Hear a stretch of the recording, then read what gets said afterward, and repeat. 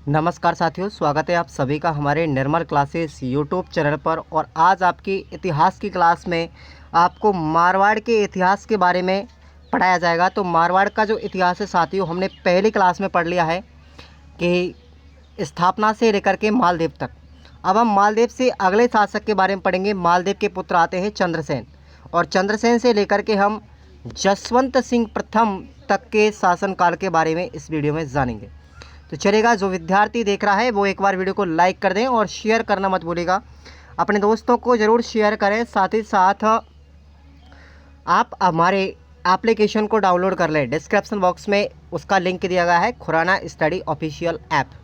आप play store से भी डाउनलोड कर लें और इन नोट्सों को आप लोग देख लें। डाउनलोड कर लेंगे इन नोट्सों को। 21 रुपये आपसे केवल वैलिडिटी चार्ज लिया जा रहा है। 12 मंथ की आपको वैलिडिटी मिलेगी। तो सबसे पहले अब हम बात करते हैं यहाँ पर रावचंद्र सेन की। तो ये रावचंद्र सेन जो थे साथियों, वो मालदेव के पुत्र थे। मालदेव के पुत्र हैं तो इनका शासन काल आता है साथियों 1562 से लेकर के 1581 के मध्य में। और ये एकमात्र ऐसे शासक थे मारवाड़ के जिन्होंने कभी भी मुगल साम्राज्य की अधीनता स्वीकार नहीं की थी, जिस तरीके से मेवाड़ में महाराणा प्रताप ने नहीं की थी। तो यहाँ पर मेवाड़ की बात करें तो मेवाड़ में जैसे महाराणा प्रताप था, वैसे ही रावचंद्र सेन को भी कई उपाधियां प्रदान की गई थी। इसको हम मारवाड़ का प्रताप भी कहते हैं, इसको प्रताप का अग्रगामी भी कहते हैं, प्रताप का पथ प्रदर्शक कहते हैं, इसको विस्मृत नायक और भूला विश्रास शासक के नाम से जाना जाता है। तो ये आपको इनकी 5 उपाधियां या 5 उपनाम आपको याद रखने हैं चंद्रसेन के बारे में। चंद्रसेन मारवाड़ की बात करें तो एकमात्र ऐसे शासक थे जिन्होंने कभी भी मुगलों की अधीनता स्वीकार नहीं की थी। चंद्रसेन के समकालीन बात करें तो दिल्ली का शासक अकबर था, और 1564 ईस्वी में अकबर ने हुसैन कुली खां के नेतृत्व में जोधपुर पर आक्रमण किया था। कौन आया था? 1564 में अकबर आया था। अकबर का सेनापति कौन था? हुसैन कुली खां। तो अकबर ने हुसैन कुली खां को चंद्रसेन पर आक्रमण करने के लिए भेजा। लेकिन हुआ क्या था, जैसे ही अकबर ने हुसैन कुली खां को जोधपुर का शासक बना दिया तो चंद्रसेन वहां से भाग गया, और भागकर कहाँ चला गया? भद्राजून जालौर चला जाता है।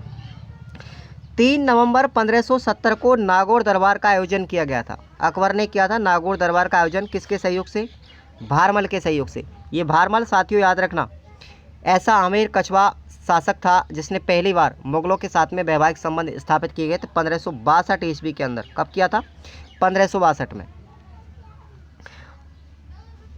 अब ये जो नागौर दरबार लगाया गया था, इसका उद्देश्य था कि अकाल राहत कार्यों के दौरान और राजपूताना के शासकों को अधीनता स्वीकार कराने के लिए ये दरबार लगाया गया था। अकबर ने शुक्र तालाब का निर्माण भी करवाया था। कहाँ पर? मारवाड़ के अंदर। इस दरबार की बात करें तो इस दरबार में बीकानेर के शासक आए थे जिसका नाम था कल्याणमल। वो अपने दोनों पुत्रों के साथ में आए थे। उनके दोनों पुत्र थे, एक तो राय सिंह, दूसरे थे पृथ्वीराज राठौड़। ठीक है। और यहाँ पर जब आए थे कल्याणमल तो इन्होंने अब खुद और अपने दोनों पुत्रों को अधीनता स्वीकार करवाई। किसकी? अकबर की। जैसलमेर से हरिराव भाटी और बूंदी से सुरजन सिंह हाड़ा और चंद्रसेन भी आए थे। जैसलमेर से हरिराव भाटी आए थे, बूंदी से सुरजन सिंह आए थे, और मारवाड़ से कौन आए थे? चंद्रसेन। आपको पता है सभी व्यक्तियों ने अधीनता स्वीकार कर ली, लेकिन रावचंद्र सेन को वहाँ पर दरबार में उचित मान सम्मान नहीं मिलने पर वो वापस लौट गया और अधीनता स्वीकार नहीं की। 1571 में 73 में फिर दोबारा अकबर ने हुसैन कुली खां के नेतृत्व में फिर सेना भेजी और मारवाड़ पर आक्रमण करवाया। 1572 में जोधपुर का प्रशासक अकबर ने किसको बना दिया? फिर राय सिंह को बना दिया। अब मारवाड़ का शासक कौन बन गया? राय सिंह बन गया, कल्याणमल का पुत्र, जो बीकानेर का था वो। 1575 में जलाल खां के नेतृत्व में फिर दोबारा से आक्रमण किया। किस पर? मारवाड़ पर। लेकिन इसमें जलाल खां मारे गए थे। किसने मार दिए थे? चंद्रसेन ने। फिर 1576 में शाहबाज खां को भेजा चंद्रसेन पर आक्रमण करने के लिए। तो ये लगातार आपको याद रखने हैं। चंद्रसेन की महाराणा प्रताप से मुलाकात भी होती है 1577-78 में। अब मारवाड़ में कौन था? चंद्रसेन, और मेवाड़ में था महाराणा प्रताप। इन दोनों व्यक्तियों की मुलाकात होती है 1577-78 में। चंद्रसेन का निर्वासित काल अगर पूछा जाए आपसे तो कहाँ कहाँ पर निकला था? देखो, ये यहाँ पर रहे थे, भद्राजून जालौर में रहे थे, शिवाना बाड़मेर में और बांसवाड़ा में। इन 3 जगहों पर चंद्रसेन घूमते रहे। 19 जुलाई 1579 में चंद्रसेन ने पुनः सोजत पाली पर अपना अधिकार कर लिया। मारवाड़ में सबसे पहले अगर बात करें तो छापामार पद्धति किसके द्वारा चलाई गई थी? वो इसके द्वारा चलाई गई थी, चंद्रसेन के द्वारा। मारवाड़ में बैरिशाल के द्वारा खाने में जहर देने के कारण इसकी मृत्यु हो गई थी। ये बैरिशाल इसी का सेनापति था, चंद्रसेन का, लेकिन बड़ा दुश्मन कट्टर व्यक्ति था। ये अकबर के साथ मिला हुआ था, इसलिए इन्होंने अकबर के कहने पर बैरिशाल नामक जो सेनापति था चंद्रसेन का, उसने चंद्रसेन को खाने में जहर दे दिया और उस चंद्रसेन की मृत्यु हो गई। चंद्रसेन का अगर स्मारक पूछा जाए साथियों तो कहाँ पर बना हुआ है? सारण की पहाड़ियाँ पाली में बना हुआ है। अब जब चंद्रसेन की मृत्यु हो गई थी उसके बाद में अब मारवाड़ का शासक कोई नहीं है और 1581 से लेकर के 1583 तक यानी मारवाड़ यानी जोधपुर केंद्राधीन रहा, यानी अकबर के शासन काल में रहा था और यहाँ पर कोई शासक नहीं था। उसके बाद मोटा राजा उदय सिंह बनते हैं वहाँ के शासक। ठीक है, ये मोटा राजा उदय सिंह का शासनकाल है 1583 से लेकर के 1595 तक और इसको मोटा राजा की जो उपाधि थी ये अकबर ने दी थी। इसका नाम तो उदय सिंह था, ये मारवाड़ में भी हुआ था एक, ठीक है ना, एक मारवाड़ का भी शासक था ये उदय सिंह, जिसको मोटा राजा की उपाधि दी थी अकबर ने। ये मारवाड़ का ऐसा प्रथम शासक था जिसने मुगलों के साथ में वैवाहिक संबंध स्थापित किए थे। तो याद रखना है आपको, इन्होंने अपनी पुत्री, किसने? उदय सिंह ने अपनी पुत्री का नाम, जिसका नाम था मानबाई, ठीक है ना, इस मानबाई का विवाह किया था जहांगीर के साथ में। अकबर का पुत्र था जहांगीर और जहांगीर और मानबाई से एक पुत्र की प्राप्ति हुई जिसका नाम था खुर्रम। बाद में उसका नाम क्या रखा गया था? शाहजहाँ रखा गया था। तो ये आपको नाम याद रखना है। और 1595 में उदय सिंह की क्या हो जाती है? मृत्यु हो जाती है। अगले शासक बनते हैं यहाँ पर मारवाड़ के सूर सिंह। इनका शासनकाल है 1595 से लेकर के 1619 ईस्वी तक और इसके समकालीन दो बादशाह थे, ठीक है ना, पहले थे अकबर और दूसरे थे जहांगीर। सूर सिंह ने जहांगीर के 10 वर्ष का शासनकाल पूरा होने पर 2 हाथी भी भेंट किए थे। तो हाथियों के नाम आपको याद रखना है, एक तो है रण रावत और दूसरा था फौज श्रृंगार। सूर सिंह के द्वारा सूर सागर तालाब, मोती महल, सूरज कुंड व रामेश्वरम महादेव का मंदिर का निर्माण करवाया था। इम्पोर्टेंट नहीं है इतने खास। उसके बाद गज सिंह बनते हैं 1519 से लेकर के 1538 तक और इनके काल में ही हेम कवि ने गुणभाषा चित्र ग्रंथ लिखा था। कौन सा? गुणभाषा चित्र ग्रंथ। एवं शिव गागन ने गुमराज रूपक ग्रंथ लिखा था। अब इस गज सिंह के 2 पुत्र थे, एक का नाम था अमर सिंह और दूसरे का नाम था जसवंत सिंह। अब यहाँ पर क्या होगा? 1628 में शाहजहाँ ने अमर सिंह को नागौर का शासक बना दिया। अब अमर सिंह कहाँ पहुँच गया? नागौर, वहाँ का शासक बन जाता है। अमर सिंह राठौड़ को कटार का धनी भी कहते हैं। ये अमर सिंह राठौड़ था, ठीक है, वही था ये। इसको कटार का धनी भी कहते हैं क्योंकि इन्होंने शाहजहाँ के बख्शी सलावत खां को कटार से ख़त्म कर दिया था, कटार घोंप करके मृत्यु कर दी। इस वजह से बहुत बार एग्जाम में पूछा गया कि कटार का धनी किस शासक को कहते हैं, तो अमर सिंह राठौड़ को कहते हैं, नागौर का शासक था। अब एक कहानी आती है, आपने पढ़ा होगा मतीरे की राड़। ये अमर सिंह राठौड़ और बीकानेर के करण सिंह के मध्य में होती है। होती किसके लिए है? कि मतीरे के ऊपर, मतीरा बोलते हैं साथियों, होता है कलिंदा जिसको हम बोलते हैं ग्रामीण भाषा में। तो 1644 में मतीरे की लड़ाई होती है कि करण सिंह जो था ये बीकानेर का था और अमर सिंह राठौड़ था, ये था हमारा नागौर का। अब यहाँ पर जैसे मान के चलते हो ये 2 खेत हैं, इधर बीकानेर का कोई किसान था और इधर कौन था? कोई नागौर का किसान। बीकानेर के किसान के खेत में बेल लगी हुई थी और ये बेल चलती चलती इस खेत में आ गई, नागौर वाले के में। अब ये कहता है कि बेल मेरी है तो खरमू जो मेरा मतीरा मेरा होगा। यहाँ पर कह रहा है कि मतीरा मेरे खेत में लगा हुआ है तो ये मतीरा मेरा होगा। अब ये दोनों आपस में, ये जो किसान थे दोनों, ये अपने अपने राजाओं के पास पहुंच जाते हैं और राजाओं के पास में जाने के बाद में अब ये दोनों जो राजा थे करण सिंह और अमर सिंह राठौड़ इसी बात को लेकर के युद्ध करने लग जाते हैं। इसमें क्या होता है कि नागौर के अमर सिंह के बीच में और इसके बीच में युद्ध हुआ तो इसमें करण सिंह विजय हो जाते हैं। मतेरी की जो राड़ हुई थी 1644 में हुई थी, इसका वर्णन किया था काशी छंगानी ने। याद रखना, काशी छंगानी एक लेखक हैं, उनका ग्रंथ है छत्रपति रासो। ये कई बार प्रश्न एग्जाम में पूछा गया कि मतेरी की राड़ का जो वर्णन है किस ग्रंथ में मिलता है? छत्रपति रासो ग्रंथ में मिलता है। काशी छंगानी के द्वारा लिखा गया था। अगले शासक है हमारे महाराणा जसवंत सिंह प्रथम। कौन है? महाराणा जसवंत सिंह प्रथम। तो इस जसवंत सिंह प्रथम की बात करें तो इनका शासनकाल है 1638 से लेकर के 1678 तक। इनका जन्म हुआ था 1626 में। इनकी एक धाय माँ भी थी, रूपा धाय। तो ये भी आपको प्रश्न पूछना है, याद रखना है कि भाई मेवाड़ की जो पन्ना थी, मेवाड़ की धाय कौन थी? पन्ना थी, जिसने अपने पुत्र चंदन की बलि देकर के उदय सिंह को बचाया था। और यहाँ पर धाय माँ जो थी मारवाड़ की, वो थी रूपा धाय। कई बार एग्जाम में प्रश्न पूछा गया है ये कि मारवाड़ की धाय कौन थी? रूपा धाय थी। और ये जसवंत सिंह प्रथम की भी धाय माँ थी। इनका राज्याभिषेक होता है 1638 आगरा में। इनको शाहजहाँ ने 4000 का मनसब पद दिया था। ये मनसब पद कई बार पूछे जाते हैं, 4000 का मनसब। जसवंत सिंह प्रथम के संरक्षक थे राज सिंह। कौन थे? राज सिंह थे। जसवंत सिंह 1640 में पहली बार राजगद्दी पर बैठे थे। और इनके समकालीन 2 शासक भी आपको याद रखना है दिल्ली के। एक तो थे शाहजहाँ और दूसरे थे औरंगजेब। कौन थे? शाहजहाँ और औरंगजेब। अब ये जसवंत सिंह जो है कुछ फ़ायदा उठाएगा, साथ देगा किसी का, मुगलों का साथ देगा भी। शाहजहाँ के 4 पुत्र हुए थे और इन चारों ही पुत्रों में उत्तराधिकार को लेकर के संघर्ष हो गया था। पहले का नाम था दारा शिकोह, ठीक है, इसको हम लघु अकबर या अकबर सेकंड के नाम से जानते हैं। दूसरा था शुजा और तीसरा मुराद और चौथा था औरंगजेब। इन चारों ही भाइयों में आपस में लड़ाई हो गई थी अपने अधिकार को लेकर के, उत्तराधिकार के पीछे शासनकाल के चक्कर में। ये शाहजहाँ के पुत्र थे। अब इसमें क्या होता है, ये जो जसवंत सिंह प्रथम था ये साथ देगा। अप्रैल 1628 में धर्मत का युद्ध होता है और इस धर्मत के युद्ध में औरंगजेब और दारा के मध्य में युद्ध होता है। तो इसमें औरंगजेब विजय होता है, ठीक है ना। अब इस युद्ध में जसवंत सिंह प्रथम ने किसका साथ दिया था? दारा शिकोह का साथ दिया था। ये औरंगजेब की तरफ से नहीं लड़ा। अब जब औरंगजेब विजय हो जाता है युद्ध में, तो भाई इसने दारा का साथ दिया था जसवंत प्रथम ने, और जसवंत प्रथम भी हार गया, दारा भी हार गया औरंगजेब से।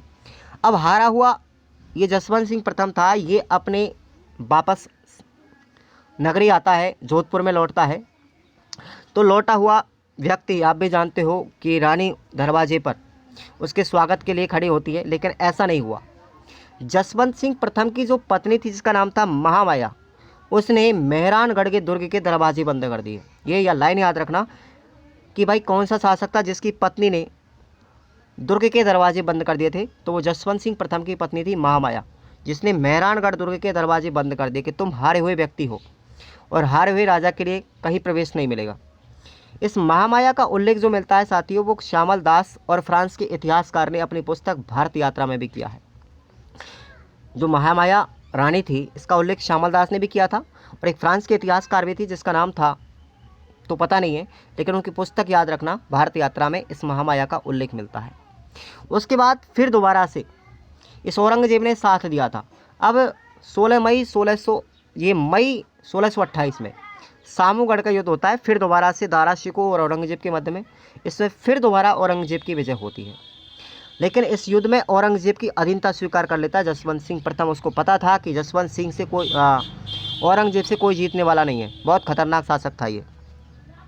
और इसमें जसवंत सिंह प्रथम क्या कर लेता है? अधीनता स्वीकार कर लेता है। अब हारा हुआ व्यक्ति क्या करेगा?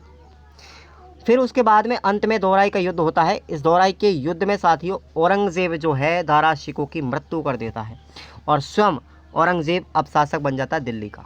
क्लियर? और जसवंत सिंह उसकी शरण में चला जाता है। अब हम बात करते हैं जसवंत सिंह काल के कुछ स्थापत्य कला के बारे में। तो जसवंत सिंह की जो पत्नी थी जिसका नाम था अतिरंगदे, देखो इनकी कई पत्नियाँ होती थी। महामाया भी उनकी पत्नी का नाम था। एक दूसरी पत्नी थी जिसका नाम था अतिरंगदे। इस अतिरंगदे ने जसवंत सागर तालाब का निर्माण करवाया था, जिसको हम शेखावत का तालाब भी कहते हैं। क्या कहते हैं? शेखावत का तालाब कहते हैं। इनकी एक दूसरी पत्नी थी जिसका नाम था जसवंत दे। इस जसवंत दे ने कल्याण सागर तालाब का निर्माण करवाया, जिसको हम राता नाडा भी कहते हैं। और राई का बाग पैलेस का भी निर्माण करवाया था। किसने? इसी जसवंत दे ने। और इस राई का बाग पैलेस जो है इसका निर्माण करवाया था 1665 में, याद रखना। इसमें स्वामी दयानंद सरस्वती ने अपने उपदेश दिए थे। क्लियर? जसवंत सिंह प्रथम ने अनारों का एक बगीचा भी लगवाया था जिसके उन्नत किस्म के बीज काबुल से लाए गए थे। और इस बगीचे की देखरेख कौन करता था? चतरा गहलोत नामक एक सेनापति था जसवंत सिंह का, वो करता था, चतरा गहलोत। अब कुछ साहित्य में भी इनका बड़ा योगदान है जसवंत सिंह प्रथम का। तो इनके दरबारी कवि याद रखना मुनोत नैण सिंह। कई बार एग्जाम में पूछा गया प्रश्न है ये कि मुनोत नैण सिंह किस शासक के दरबारी विद्वान थे? तो जसवंत सिंह प्रथम के थे ये। मुनोत नैण सिंह ने एक ग्रंथ भी लिखा था जिसका नाम है नैणसीरी ख्यात, और दूसरा ग्रंथ है मारवाड़ परगनारी विगत। ये दो ग्रंथ याद रखना, बहुत फेमस है उनके ग्रंथ, नैणसीरी ख्यात और मारवाड़ परगनारी विगत। इस मारवाड़ी परगनारी विगत जो ग्रंथ है इसको राजस्थान का गजेटियर कहते हैं। क्या कहते हैं? राजस्थान का गजेटियर कहते हैं। और इस मुनोत नैण सिंह जो है इसको मुंशी देवी प्रसाद ने अबुल फजल की संज्ञा दी है। राजस्थान का अबुल फजल किसने कहा है? मुंशी देवी प्रसाद ने कहा है मुनोत नैण सिंह को। और ये कई बार पूछा गया प्रश्न है एग्जाम में कि भाई मुनोत नैण सिंह को राजस्थान का अबुल फजल किस व्यक्ति ने नाम दिया? वो मुंशी देवी प्रसाद, याद रखें। जसवंत सिंह ने मुनोत नैण सिंह और उसके भाई पर 1 लाख रुपए का चोरी का आरोप लगाया था। तो इस आरोप के कारण मुनोत नैण सिंह ने आत्महत्या कर ली। समझ में आ रहा है ना? जसवंत सिंह प्रथम जो था इसने मुनोत नैण सिंह और उसका एक भाई था उस पर 1 लाख रुपए का चोरी का आरोप लगाया।